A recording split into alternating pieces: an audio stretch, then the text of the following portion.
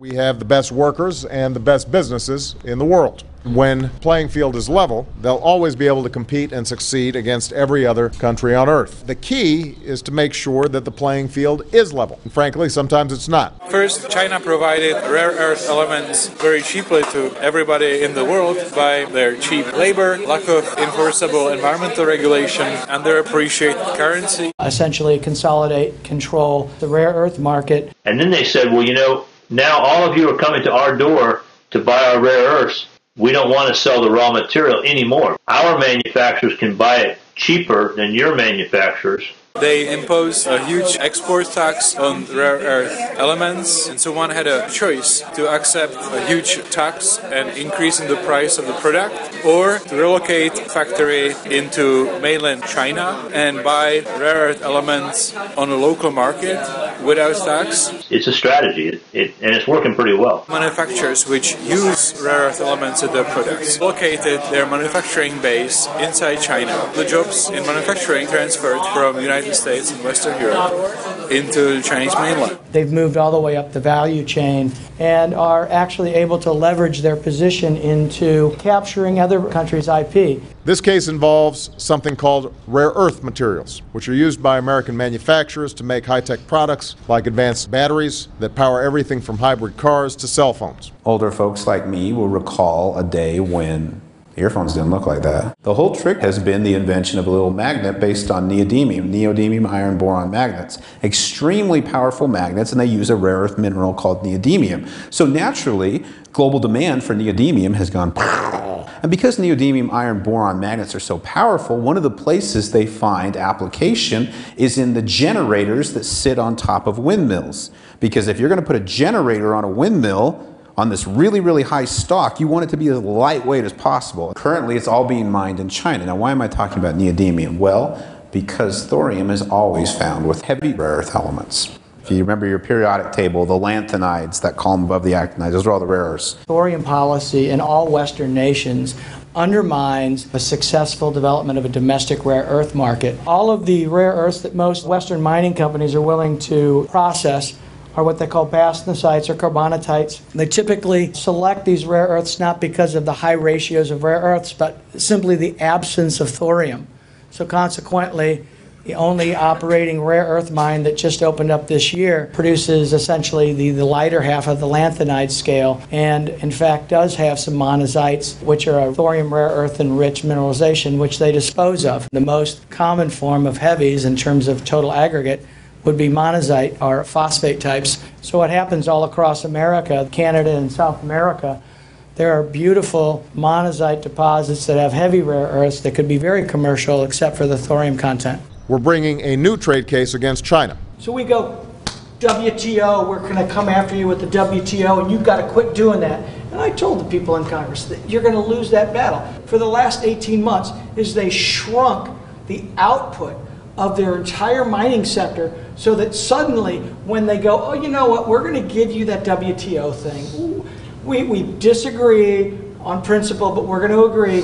Suddenly, internal consumption matches production, and the net result is there's even less. So they use our own tools against us over and over and over again. And we're being joined by Japan and some of our European allies. If Toyota really wants to build a million battery packs, in the end, if they don't find a solution to the heavy rare earth problem, they'll be building them inside China.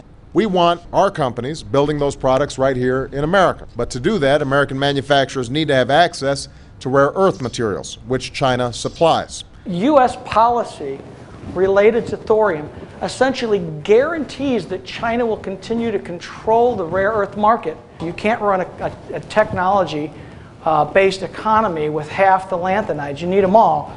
There is no rare earth shortage. Here's a letter from the University of Southern Florida. They have just reconfirmed previous studies.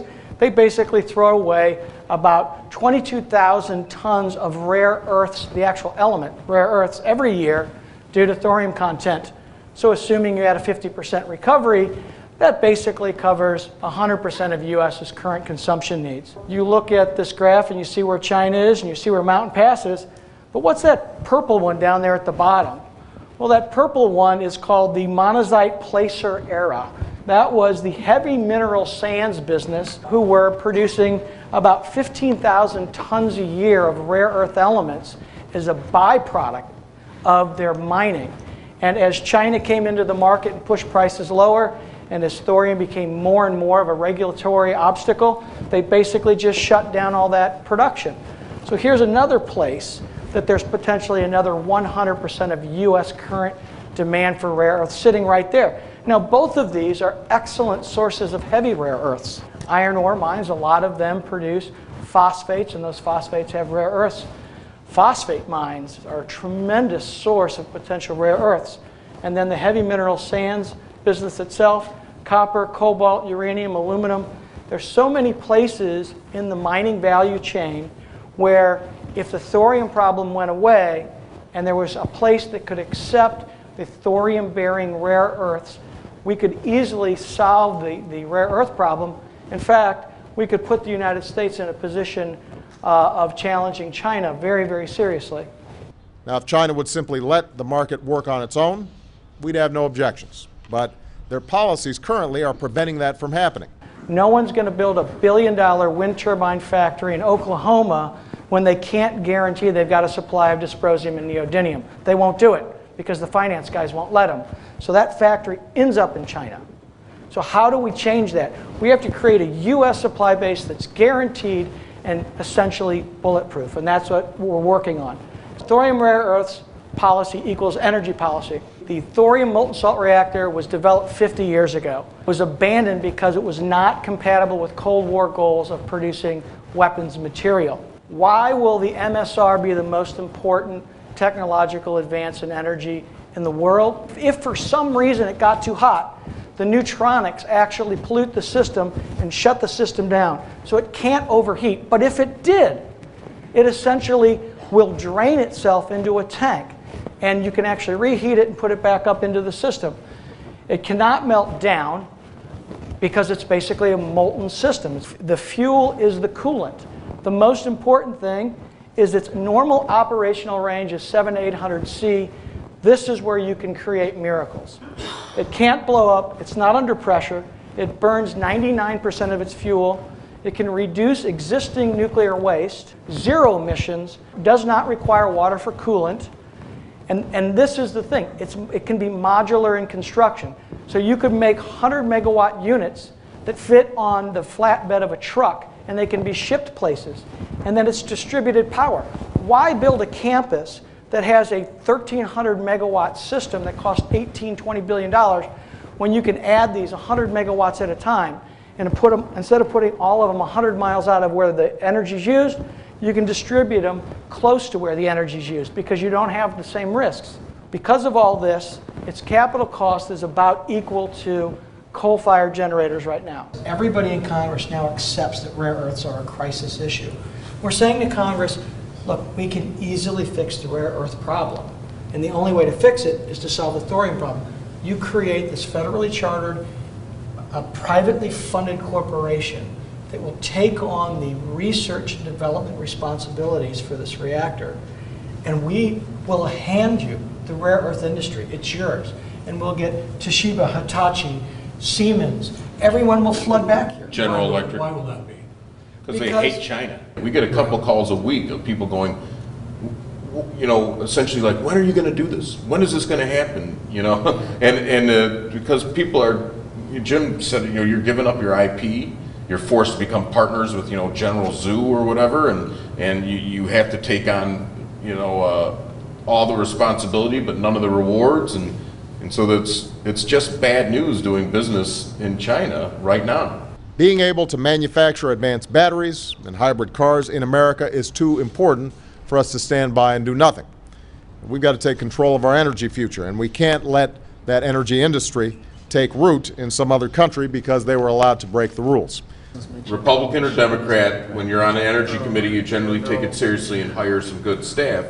And the staff understand, they just, then they say, yep, but it's an election year. They think that America always has more time, and that's not true. America's out of time. Tiny little pebble that holds back this giant boulder of innovation, and it's just, thorium isn't dangerous to work with, handle, or store. That's what our legislation that we're pushing with says. The problem is this word radiation. And the public can't deal with it rationally.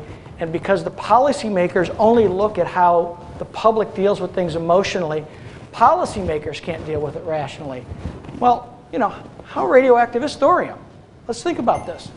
It's a low alpha emitter. When I say low alpha emitter, it takes 12.5 billion years for it to decay one time, which tells you not much is going on with thorium.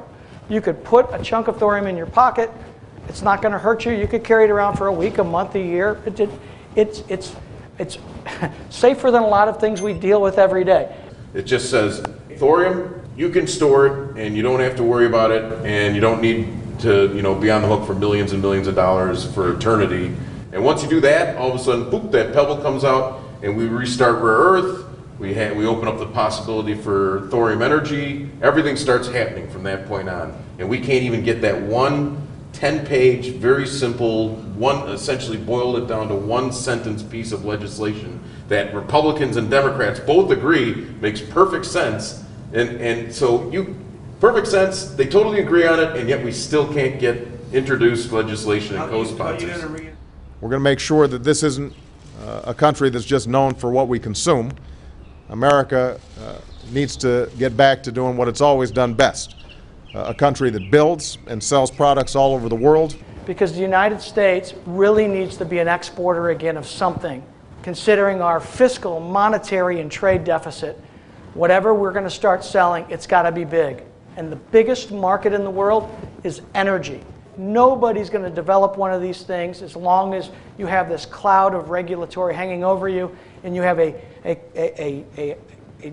the NRC and the DOE who basically have a fairly hostile position to anything that's not uranium/plutonium based. We're going to just call this a DOE Kodak moment, because by the same thought process that Kodak found itself out of business, the DOE is going to find itself out of business because China's developing this stuff right now. They just announced that they have run what they call a salt loop and put in neutronic stand-ins in the salt loop. And so they are getting very, very close to building their first prototype reactor. When you start putting neutronic stand-ins in, that means you're at the doorstep of commercializing this.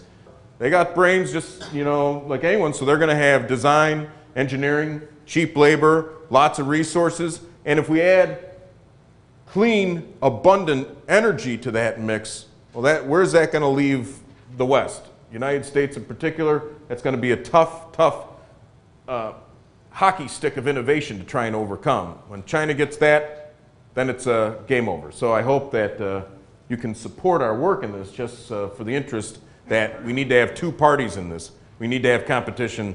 Monopolies are going to hurt us. We can already see from rare earths what Chinese monopoly of rare earth has been doing to industry. Imagine if they had a monopoly on energy. The Chinese government literally hacked Oak Ridge's computers, downloaded everything. Then they went to Oak Ridge, got the red carpet royal treatment, were handed everything. They're invited back. They have preferential treatment where there's literally top secret logs of who's coming in and who's going out. 1,860 Chinese walked through Oak Ridge recently, and England 241, right? So there's something going on.